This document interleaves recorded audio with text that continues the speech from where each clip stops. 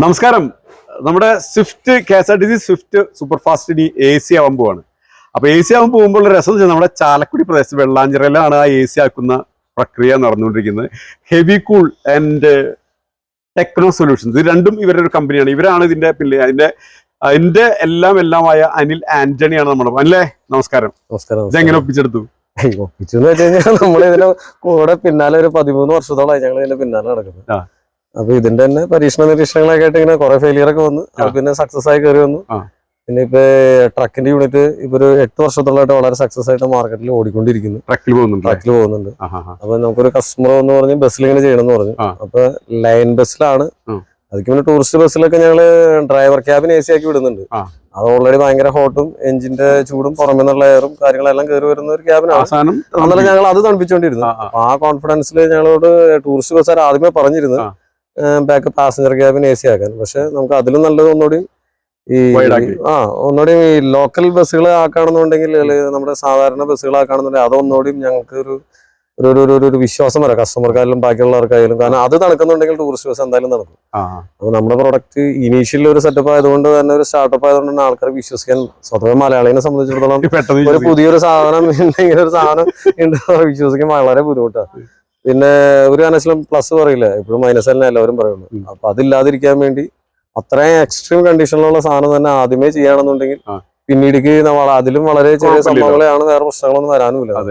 അപ്പൊ അതുകൊണ്ട് ഒരു കസ്റ്റമർ അങ്ങനെ വന്നു. അപ്പൊ കാസർഗോഡ് പതിയെടുക്ക റൂട്ടിലുള്ള ശ്രീകൃഷ്ണ എന്ന് പറഞ്ഞൊരു ബസ്സാണ് നമ്മൾ ആദ്യമായിട്ട് ചെയ്തത്. അതിപ്പോ ചെയ്തിട്ട് ഒരു 3-4 മാസത്തിനടുത്തായി. വേറെ പ്രശ്നങ്ങളൊന്നും ഇല്ലാതെ വളരെ നന്നായിട്ട് വർക്ക് ചെയ്യുന്നു. അപ്പൊ അതങ്ങനെ കണ്ടിട്ടാണ് നമ്മുടെ മിനിസ്റ്റർ ഗണേഷ് സാറ് വിളിച്ചിട്ട് പറഞ്ഞു, ഇങ്ങനെ സംഭവം നമുക്ക് ചെയ്യാൻ പറ്റുമെന്നൊക്കെ ചോദിച്ചു. അപ്പൊ ആളെ നേരിട്ട് കണ്ട് സംഭവം ആക്കി പറഞ്ഞു. അപ്പൊ ആളൊരു മോട്ടിവേഷന്റെ പുറത്ത് അപ്പൊ ഞങ്ങള് KSRTC അങ്ങനെയാണ് ഇവിടെ എത്തിയത്. അപ്പൊ നമ്മുടെ വേറെ മറ്റൊരാളുണ്ട്, സജിലേഷ്. ഇവരുടെ എല്ലാ ചാർട്ടേഡ് അക്കൗണ്ടന്റ് ആണല്ലേ, ഇവരുടെ കണക്കുകളും കാര്യങ്ങളൊക്കെ നോക്കുന്നത് സജിലേഷാണ്. വർഷങ്ങളായിട്ട് ഈ ഒരു മേഖലയിലുള്ള ഒരാളാണ് അല്ലെ. ഞങ്ങൾ എങ്ങനെ കൂട്ടണം കിഴിക്കണം എന്ന കാര്യങ്ങളൊക്കെ പറഞ്ഞു തരുന്ന ആളാണ്. ആള് വളരെ സപ്പോർട്ട് ഞങ്ങൾക്ക് ഉണ്ട്. ആളപ്പൊ തണുപ്പിച്ചു കൊടുക്കൂലേ? ആളും നമ്മുടെ ചാലക്കുടി സ്വദേശി തന്നെയാണ്. നമുക്ക് ഈ വണ്ടിയുടെ കുറച്ച് സ്പെക് ഒന്ന് പറയാം, അതിന്റെ കാര്യങ്ങൾ. ആയിക്കോട്ടെ. ഇതിപ്പോ ഈ ബാറ്ററിയിലാണ് വർക്ക് ചെയ്യുന്നത് അല്ലേ? ഇതിപ്പോ നിലവിലെ ബാറ്ററിയിലാണ് വർക്ക് ചെയ്യുന്നത്. നമുക്ക് 4 ബാറ്ററി വരുന്നുണ്ട്, 180Hന്റെ 4 ബാറ്ററി. ഇത് കൂടാതെ ഈ ബാറ്ററി ചാർജ് ചെയ്യാനുള്ള ഒരു സിസ്റ്റം നമുക്ക് എഞ്ചിന്മേ ആകെ വരുന്നത് അത് മാത്രമേ അവിടെ ഉണ്ട്. ഒരു അൾട്ടർനേറ്റർ വരുന്നുണ്ട്, 240 ആംപിയറിന്റെ ഒരു അൾട്ടർനേറ്റർ വരുന്നുണ്ട്. ആ അൾട്ടർനേറ്ററിൽ നിന്നുള്ള ചാർജ് ആണ് നേരെ എവിടെയാണോ കാണിച്ചത്. ജസ്റ്റ് ഓപ്പൺ ചെയ്ത് വെച്ചിട്ടുണ്ട്. ഇവിടെ ഉണ്ടാവും അല്ലേ?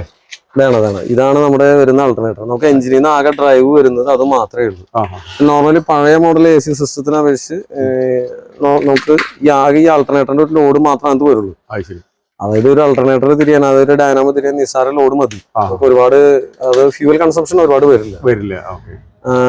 ഇപ്പൊ നമ്മളെ പഴയ സിസ്റ്റത്തിലാണെങ്കിൽ ഹൈബ്രിഡ് ആണ്. ഈ പഴയ സിസ്റ്റത്തിലാണെങ്കിൽ ഇതേപോലെ ഒരു അൾട്ടർനേറ്റർ ഉണ്ട്. അത് കൂടാതെ വലിയ ലോഡ് എടുക്കുന്ന ഒരു AC കംപ്രസറും ഉണ്ടാവും. ഈ AC കംപ്രസറിന്റെ സാധനമൊക്കെ എല്ലാം റൂഫിന്റെ മേലെയാണ് നമുക്ക് വരുന്നത്. നമുക്ക് താഴെ വേറെ ഒന്നും വരുന്നില്ല. ആകെ ഈ പറഞ്ഞ അൾട്ടർനേറ്റർ ചാർജിങ്ങിനുള്ള ബാറ്ററി ചാർജ് ചെയ്യാനുള്ള ഒരു അൾട്ടർനേറ്ററും ഈ 4 ബാറ്ററി മാത്രമേ ആകെ വരുന്നുള്ളൂ. അപ്പൊ അതുകൊണ്ടാണ് നമ്മുടെ AC സിസ്റ്റം വർക്ക് ചെയ്യുന്നത്. ഇതല്ലേ നമ്മുടെ ഇതിപ്പോ നമ്മുടെ ട്രക്കിൽ വെക്കുന്ന യൂണിറ്റുകളാണ് ഞങ്ങള് ടെസ്റ്റ് കഴിഞ്ഞ് വെച്ചിരിക്കുന്നത്. ഇതേപോലെ തന്നെ ഇതിന്റെ തന്നെ കുറച്ചുകൂടി വൈഡ് ആയിട്ടുള്ള സിസ്റ്റംസ് ആണ് വരുന്നത്. ഇതിപ്പോ എല്ലാം ഇൻഡിപെൻഡന്റ് ആണ്. ഒരു ട്രക്കിലേക്ക് ഒരു ക്യാബിനിലേക്ക് ഇതൊരെണ്ണം മാത്രം മതി. നമുക്ക് ബസ്സിലോട്ട് വരുമ്പോൾ ഇതേപോലെ തന്നെ ഇന്റഗ്രേറ്റഡ് ആയിട്ടുള്ള ഒറ്റ യൂണിറ്റ്, അത് ഇതുപോലത്തെ 6 സിസ്റ്റം ആയിരിക്കും നിന്ന് വർക്ക് ചെയ്യും. മാറ്റങ്ങൾ കുറെ വരുത്തിയിട്ടുണ്ട് ഇൻസ്റ്റലേഷൻ. ഇത് കാരണം നോൺ AC വണ്ടിയാണ്. അപ്പൊ നമ്മൾ കുറെ മാറ്റങ്ങൾ വരുത്തിയിട്ടുണ്ട്. അത്യാവശ്യം ചെയ്ത് വരുന്നു. പ്രോഗ്രസ്സിലാണ്, പണി നടക്കുന്നേ ഉള്ളൂ. ഓക്കെ. ഇവിടെ എല്ലാം അഴിച്ചു പറിച്ചിട്ടേക്കാണ്. അപ്പം എല്ലാം അഴിച്ചു പറിച്ചിട്ടേക്കാണ്. കാരണം ഇവിടെ ഒരുപാട് മാറ്റങ്ങൾ വരുത്തണല്ലോ അല്ലെ, ഓരോ സീറ്റിലേക്കും. നമ്മൾക്ക് ഇപ്പൊ AC ഡക്റ്റുകളും കാര്യങ്ങളും ഇതിപ്പോ നമ്മള് സെപ്പറേറ്റ് അടിച്ചു. ഇത് ലഗേജ് റാക്കാണ്. അവരുടെ വരുന്ന തന്നെ ലഗേജ് റാക്കാണ് ഈ വരുന്നത്. അതിനകത്തേക്ക് നമ്മൾ സെപ്പറേറ്റ് അടിച്ചിറക്കിയിരിക്കുന്നതാണ്.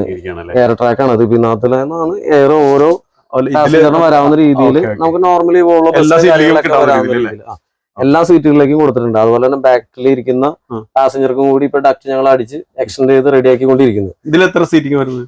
ഇതിപ്പോ 49-52 ആ റേഞ്ചിലേക്കാണ് ഇതിനകത്ത് വരുന്നത്.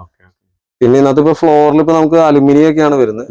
ഇപ്പൊ ഈ ജസ്റ്റ് ഈ കാണുന്ന മോഡല് അലുമിനിയം ആണ് വരിക. അപ്പൊ അതിൽ നിന്ന് ഇപ്പൊ നമ്മള് പ്ലൈ ഒക്കെ അടിച്ച് സെറ്റ് ചെയ്തുണ്ട് പ്ലൈ ഇട്ട് അതിന്റെ മേലെയാണ് ഇപ്പൊ ഈ വിനൈൽ മാറ്റ് ഇടുന്നത്. അപ്പൊ ഹീറ്റ് നമുക്ക് കുറയ്ക്കാൻ പറ്റും, ഒരുപാട് കുറയ്ക്കാൻ പറ്റും. അതേപോലെ തന്നെ ഈ സൈഡിൽ നമ്മള് റെക്സിനൊക്കെ അടിച്ച് ക്ലിയർ ചെയ്തിട്ടുണ്ട്. ഈ പറഞ്ഞ BS6 വണ്ടിക്ക് നല്ല ടെമ്പറേച്ചറാണ്, 100 to 120 ആണ് അതിന്റെ നോർമൽ ടെമ്പറേച്ചർ. പുറമെ പോരാത്തന്നെ ഗ്ലാസ് ചെയ്തിട്ടുണ്ട്. ഇത് കൂൾ ഫിലിം അടിക്കുന്നുണ്ട്. ഇപ്പൊ നോർമലി നമ്മുടെ നോംസ് അനുസരിച്ച് 70% വിസിബിലിറ്റി കിട്ടാവുന്ന രീതിയിൽ അടിക്കണം. അപ്പൊ അതിനനുസരിച്ച് നമ്മൾ ചെയ്യുന്നുണ്ട്. കൂൾ ഫിലിം കൂടി അടിച്ച് പിന്നെ കർട്ടൻ വർക്ക് ഉണ്ട്, കർട്ടനൊക്കെ ഇനി പിന്നീട് വരും. അതെല്ലാം ഉണ്ട്. വണ്ടി ഒരു പ്രീമിയം ക്ലാസ്സിലേക്ക് നമ്മൾ എത്തിച്ചോണ്ടിരിക്കുകയാണ്. ഇനിയിപ്പോ ഒരു വണ്ടി നമ്മുടെ കിട്ടി കഴിഞ്ഞാൽ എത്ര ദിവസം കൊണ്ട് നമുക്ക് ഇതിനെ ഫുൾ ഫ്രഡ്ജിൽ പുറത്തേക്ക്? നമുക്കിപ്പോ നിലവിലിപ്പോ ഇത് ഈ വണ്ടി ഒരു മാസം ഞങ്ങൾ സമയം പറഞ്ഞത്, 30 ദിവസമാണ് ഞങ്ങൾ സമയം പറഞ്ഞത്. അതിപ്പോ നിലവിലിപ്പോ ഞങ്ങളുടെ വർക്കല്ല, ശരിക്കും പറഞ്ഞ ഈ ഡക്ട് അടിക്കലും പരിപാടികളും ഒന്നും ഞങ്ങളുടെ വർക്കുകളല്ല. അതൊക്കെ എല്ലാം ബോഡി ബിൽഡർ ചെയ്യേണ്ട വർക്കുകളാണ്. ഇപ്പൊ ഞങ്ങളത് ഏറ്റെടുത്തിട്ട് നമ്മളത് ഒന്നിച്ച് ഒരൊറ്റ ഒരു കുടക്കീഴിൽ തന്നെ വരാവുന്ന രീതിയിൽ ഏറ്റെടുത്ത് ചെയ്തതാണെന്ന് മാത്രമേ ഉള്ളൂ. അപ്പൊ ഞങ്ങളൊക്കെ എക്സ്പെർട്ട് ആണ് ഈ പറഞ്ഞ ബോഡി ബിൽഡേഴ്സ്, അവർ അതിനനുസരിച്ച് വർക്കേഴ്സും ചെയ്തിട്ടുണ്ടോ. ഇനിയിപ്പോ ഞങ്ങൾ ഒന്നുകൂടി പെർഫെക്റ്റ് ആവട്ടെ എന്ന് വിചാരിച്ചിട്ടാണ് ഞങ്ങളത് ഏറ്റെടുത്ത് ചെയ്തതെന്ന് ചെയ്യുന്നത്. അത് ചെയ്തെന്ന് മാത്രമേ അത്രേ ഉള്ളൂ. ഇനിയിപ്പോ ഇതിപ്പോ ഞങ്ങളൊരു മോഡൽ കാണിക്കുന്നു, ഇതേപോലെ നമുക്ക് ചെയ്ത് കിട്ടുകയാണെങ്കിൽ നമുക്കൊരു മാക്സിമം ഒരു 3 അല്ലെങ്കിൽ 4 ദിവസം കൊണ്ട് ഞങ്ങളുടെ വർക്ക് തീരും. അത്രേ ഉള്ളൂ. കാരണം ഓൾമോസ്റ്റ് എല്ലാം സെറ്റാണ്. അപ്പൊ ഇനി അതിനനുസരിച്ച് നമുക്ക് ചെയ്തെടുക്കാമല്ലോ. ഇപ്പൊ ഈ വണ്ടി നമുക്ക് വരുമ്പോൾ അതിനനുസരിച്ച് ഫൈബറിന്റെ മോൾഡിങ്ങും കാര്യങ്ങളെല്ലാം ചെയ്യാനുണ്ട്. അപ്പൊ അത് ചെയ്തു വെച്ചാൽ പെട്ടെന്ന് നമ്മുടെ പരിപാടികളെല്ലാം പെട്ടെന്ന് മുകളിലും കുറെ മാറ്റങ്ങൾ വരുത്തുന്നുണ്ട്.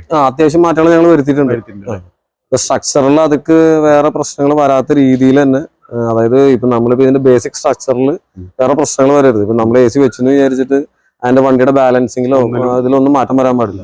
അപ്പൊ ആ മാറ്റം വരുത്താതെ തന്നെ നമ്മൾ അതിനകത്തേക്ക് അതിന്റെ സ്ട്രക്ചർ പൊട്ടിക്കാതെ ചെയ്യാതെ തന്നെ സ്ട്രെങ്തൻ ചെയ്ത് ഒന്നുകൂടി റെഡിയാക്കി ഇപ്പൊ നമ്മുടെ യൂണിറ്റ് കയറ്റി. ഈ മോളില് മറ്റേ ഇത് വരുമ്പോ വലിയ ACയുടെ കമ്പോണന്റ് വരുമ്പോ ഇല്ല, ഇത് ഫൈബർ ആണ്, ഗ്ലാസ് ഫൈബർ ആണ്. അതിനകത്താണ് യൂണിറ്റ് വരുന്നത്.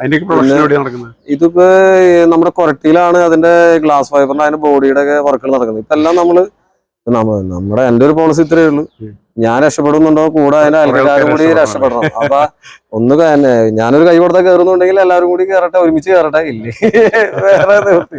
അപ്പൊ അങ്ങനെ കയറുന്നുണ്ടെങ്കിൽ അങ്ങനെ ആവട്ടെ എന്ന് വിചാരിച്ചപ്പോ എല്ലാം നമ്മുടെ ഇവിടെ തന്നെ ലോക്കൽ ആൾക്കാർ തന്നെ, ഒന്നും കേരളത്തിന് പുറത്തേക്കില്ല. എല്ലാം ഇവിടെ കേരളത്തിലുള്ള ആൾക്കാർ, നമ്മുടെ നാട്ടിലുള്ള ആൾക്കാർ തന്നെ. പിന്നെ കുറച്ച് കമ്പോണൻസ് മാത്രമാണ് നമുക്ക് ഇമ്പോർട്ട് ചെയ്യേണ്ട ആവശ്യങ്ങളും കാര്യങ്ങളേ ഉള്ളൂ. ബാക്കി എല്ലാം നമുക്ക് ഇവിടെ നിന്ന് തന്നെ. എത്ര ടൈം എടുക്കും നമുക്കൊന്ന് കൂളായി വരാൻ പെട്ടെന്ന്? നമുക്ക് ഒരു നല്ല ടെമ്പറേച്ചർ ഉള്ളു. ഇപ്പൊ ഒരു നല്ല വെയിലത്ത് കിടക്കുന്ന വണ്ടി, ഒരു നല്ല വെയിലത്താണെങ്കിൽ നോർമലി ഒരു 30-35 ഡിഗ്രി ടെമ്പറേച്ചർ ഉണ്ട് പുറത്തുനിന്നുണ്ടെങ്കിൽ, ഈ വണ്ടിയുടെ അകത്ത് വരുമ്പോൾ എങ്ങനെയാലും ഒരു 50-55 അടുത്ത ടെമ്പറേച്ചർ വരും. ഒരു 20 ഡിഗ്രി ടെമ്പറേച്ചർ എന്തായാലും, 15-20 ഡിഗ്രി ടെമ്പറേച്ചർ എന്തായാലും കൂടി നിൽക്കും. കാരണം ഗ്ലാസിന്റെ ഏരിയയും ഇതൊക്കെ വരച്ച് വരുമ്പോൾ ടെമ്പറേച്ചർ കയറി നിൽക്കും. അത് നമുക്ക് നിലവിലൊരു 20 അല്ലെങ്കിൽ 21 എത്തിക്കാൻ വേണ്ടിയിട്ട് നമുക്കൊരു 25 മിനിറ്റ് കൊണ്ട് നമുക്ക് ആ ടെമ്പറേച്ചറിലേക്ക് എത്തിക്കാൻ പറ്റും. ആ ടെമ്പറേച്ചറിലേക്ക് എത്തിക്കഴിഞ്ഞാൽ പിന്നെ അതൊന്ന് മെയിൻറ്റെയിൻ ചെയ്യുന്ന ഒരു പരിപാടി മാത്രമേ ഉള്ളൂ. ശരിക്കും പറഞ്ഞാൽ ആ ടൈം അത്ര ഒരു 20-25 മിനിറ്റ് നേരം മാത്രമേ നമുക്ക് ലോഡുള്ളൂ. അതായത് ഡീസലിന്റെ കൺസംഷൻ എന്ന് പറയുന്നത് ആ സമയത്ത് മാത്രമേ ഉണ്ടാവുള്ളൂ. അത് കഴിഞ്ഞാൽ പിന്നെ നമുക്ക് വലിയ ലോഡില്ല.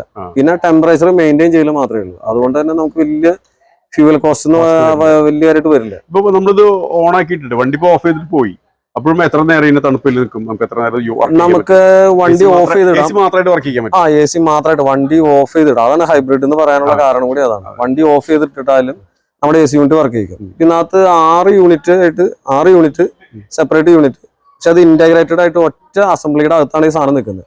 പക്ഷെ നമുക്ക് ടെമ്പറേച്ചർ നിലനിർത്താൻ വേണ്ടിയിട്ട് ആ 2-3 യൂണിറ്റ് മാത്രം ഓൺ ആക്കി ഇട്ടാലും മതി. അത് അത്യാവശ്യം നമുക്ക് സമയം കിട്ടും, കുഴപ്പം വരില്ല. ഒരു മണിക്കൂർ അല്ലെങ്കിൽ 2 മണിക്കൂറൊക്കെ കിട്ടും. നമ്മളിപ്പോ ബാറ്ററി ബാക്കപ്പ് അതിനനുസരിച്ച് ഇപ്പൊ lead acid battery, normal lead acid വണ്ടികൾ ഉപയോഗിക്കുന്ന ലെഡ് ആസിഡ് ബാറ്ററി ആണ് നമ്മൾ ഉപയോഗിക്കുന്നത്. അത് ഇനി ഞങ്ങൾ അപ്ഗ്രേഡ് ചെയ്യാൻ നോക്കുന്നുണ്ട്. അപ്പൊ അതിന്റെ പരീക്ഷണങ്ങൾ നടന്നുകൊണ്ടിരിക്കുകയാണ്. അപ്പൊ ഇപ്പൊ ഹൈക്കണ്ട ടീമായിട്ട് ഞങ്ങൾ ഇങ്ങനെ നോക്കിക്കൊണ്ടിരിക്കുന്നു. അപ്പൊ അവരുടെ ഒരു ടീം വന്ന്, സർവീസ് ടീം വന്ന് ഇപ്പൊ ചെറിയൊരു ലോഡ് ടെസ്റ്റും കാര്യങ്ങളും കഴിഞ്ഞ് പോയിട്ടുണ്ട്. പിന്നെ അതിന്റെ റിസൾട്ട് കൂടി വന്നാലേ ടൈമും അതിന്റെ ലൈഫ് സൈക്കിൾ കാര്യങ്ങൾ, അങ്ങനെ കുറെ കാര്യങ്ങളുണ്ട്. പിന്നെ ഇതിനകത്ത് സർട്ടിഫിക്കേഷൻ, അങ്ങനെ ഒരുപാട്. നല്ല കോസ്റ്റ്ലി ആണോ ബാറ്ററി? ഒരു ബാറ്ററിക്ക് ഏകദേശം 150 HPന്റെ ഒരു ബാറ്ററിയാണ് നമുക്ക് ഇതിനകത്ത് വരുന്നത്. ഒരു ബാറ്ററിക്ക് ഏകദേശം 16 രൂപയുടെ അടുത്ത് വരുന്നുണ്ട്. ഇങ്ങനത്തെ മൊത്തം നമുക്ക് 4 നമ്പർ. അപ്പം ടോട്ടൽ നമുക്ക് ഒരു മാറ്റിയെടുക്കാനായിട്ട് എത്ര കോസ്റ്റ് വരുന്നത്? നമുക്ക് നിലവിൽ 6-നും 6.5 ഇടയിൽ ആ റേഞ്ചിലോട്ട്. ഇനിയിപ്പം അടുത്തൊരു ഘട്ടത്തിലേക്ക് വരുമ്പോൾ കൂടാനോ സാധ്യത? ഞങ്ങള് കുറയ്ക്കാനാണ് പരമാവധി നോക്കുന്നത്. എന്തായാലും മാസ് പ്രൊഡക്ഷനിലോട്ട് കയറുമ്പോൾ എന്തായാലും കുറയ്ക്കാൻ പറ്റും. സ്വാഭാവികമായിട്ട് കുറയ്ക്കാൻ പറ്റും. അതല്ലേ എത്ര സ്വിഫ്റ്റ് പോകുന്നുണ്ടെന്ന് അറിയോ കേരളത്തില്? ഏകദേശം ഒരു 200-നടുത്ത് ഉണ്ടെന്ന് തോന്നുന്നു. പ്രതീക്ഷിക്കാം ഭാവിയിൽ. വരട്ടെ നമ്മുടെ നാട്ടിലേക്ക് വരട്ടെ. കാരണം നിങ്ങളെ പോലുള്ള നമ്മുടെ മിനിസ്റ്റർ അത്രയും നല്ല സപ്പോർട്ട് ചെയ്യുക. ഇപ്പോഴത്തെ ഗവൺമെന്റ് ഇപ്പൊ ഇതിനു വേണ്ടിയിട്ട് നല്ല സപ്പോർട്ട് ചെയ്യുക. മിനിസ്റ്ററിന്റെ ആ ഒറ്റ ഒരു മോട്ടിവേഷന്റെ പുറത്താണ് നമ്മൾ ഇത് ഏറ്റെടുത്ത് ചെയ്യാന്ന് പറഞ്ഞത് തന്നെ. നോർമലി ഇപ്പൊ എല്ലാവരും പറയുന്നത് KSRTC നഷ്ടത്തിലാണ്, അല്ലെങ്കിൽ ഇത് നഷ്ടത്തിലാണ്, സാലറി കൊടുക്കാൻ പൈസ ഇല്ല എന്നൊക്കെ പറയുന്നത്. പക്ഷെ ഞാൻ പറയുകയാണെങ്കിൽ അങ്ങനത്തെ മിനിസ്റ്റേഴ്സ് വേണം നമ്മുടെ ഇങ്ങനത്തെ ഒരു ഗണേഷ് കുമാർ ഫസ്റ്റ് ആൾക്ക്. സാറിന് അത്രയും ഡീറ്റെയിൽ ആയിട്ട് അറിയാം. ചെറുപ്പത്തിലേ തുടങ്ങി വണ്ടി കണ്ട് എല്ലാം കണ്ട് പരിചയിച്ച് നടക്കുന്നതായതുകൊണ്ട് തന്നെ ബസ് റൂട്ടും കാര്യങ്ങളെല്ലാം ഉണ്ട് ആൾക്ക്.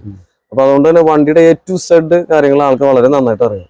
നമ്മളൊന്നും അങ്ങോട്ട് പറയണ്ട, അവിടെ നിന്നുള്ള ക്വസ്റ്റ്യൻസിന് ആള് ചോദിക്കുന്ന ക്വസ്റ്റ്യൻ നമ്മൾ അങ്ങോട്ട് മറുപടി പറയാൻ നമ്മുടെ കൃത്യമായിട്ട് ഉണ്ടായാൽ മതി.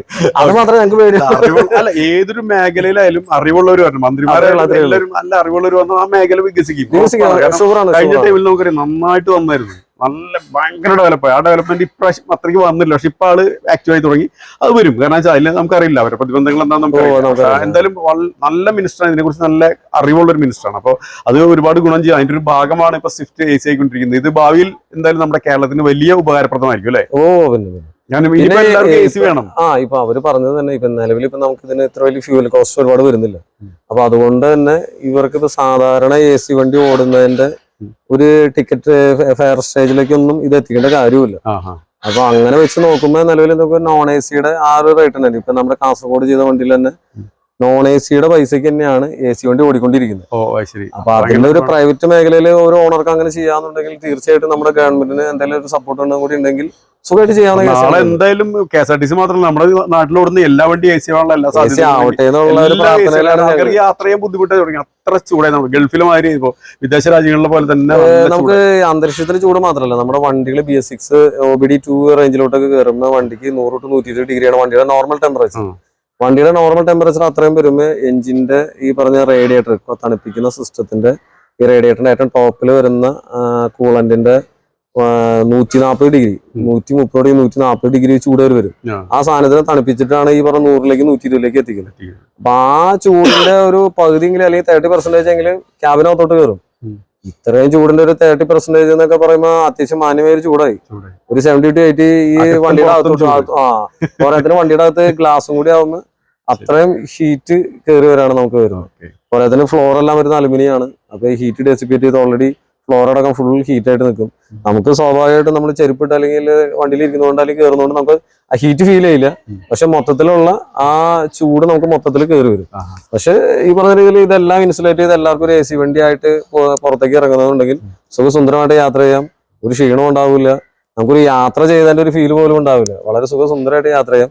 അതും ഒരു ബഡ്ജറ്റ് ഫ്രണ്ട്ലി ആയിട്ട് നമുക്ക് യാത്ര ചെയ്യാൻ സാധിക്കും. അപ്പം എല്ലാം നമ്മുടെ കേരളത്തിലെ KSRTC-കൾ മാത്രമല്ല നമ്മുടെ പ്രൈവറ്റ് ബസ്സുകളും AC ആവട്ടെ നമ്മുടെ ആൾക്കാർക്ക് സുഖമായി യാത്ര ചെയ്യാൻ സാധിക്കട്ടെ. പക്ഷെ അപ്പം നമ്മുടെ സജിലേഷൻ്റെ അവര് സുഹൃത്തുക്കൾ കൂടിയാണ്. അപ്പോൾ എന്തായാലും 2 വാക്ക് അനിലിനെ കുറിച്ച് ഈ സ്ഥാനത്തെ കുറിച്ച് പറയാം. നിങ്ങൾ എന്തായാലും അനിലിനെ കുറിച്ച് പറയുകയാണെങ്കിൽ ആളുടെ ഹാർഡ് വർക്കിംഗ് ആണ്.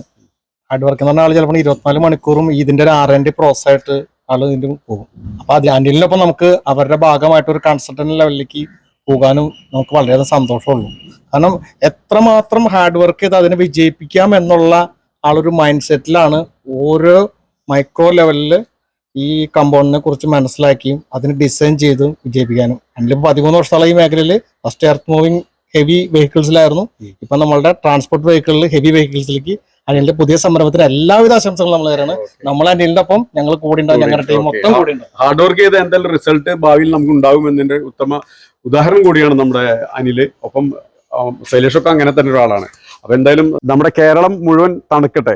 നമ്മുടെ KSRTC-യുടെ തലവര മാറ്റാൻ ഹെവി കൂളിനും നമ്മുടെ അനിൽ ആന്റണിക്കും സാധിക്കട്ടെ എന്ന് ആശംസിക്കുന്നു ഞാൻ. സുനിൽ സരോവരം, ഒപ്പം Lijoy K Joy. Thank you. ഇഷ്ടങ്ങൾക്കൊപ്പം ഇന്റിമേറ്റ് മാട്രിമോണി.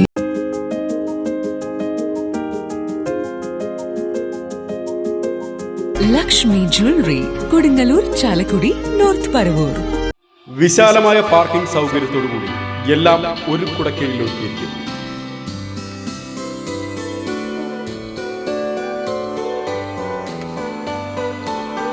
എടശ്ശേരി സമൃദ്ധി ഹൈപ്പർ മാർക്കറ്റ്, ചാലക്കുടി. നിനക്കഴകാണ് ആഭരണം. Chirayath jewellery, south junction, Chalakudy. ഹൃദയങ്ങൾ കീഴടക്കിയ വിശ്വാസം. കൃഷ്ണ ജ്വല്ലറി, ചാലക്കുടി.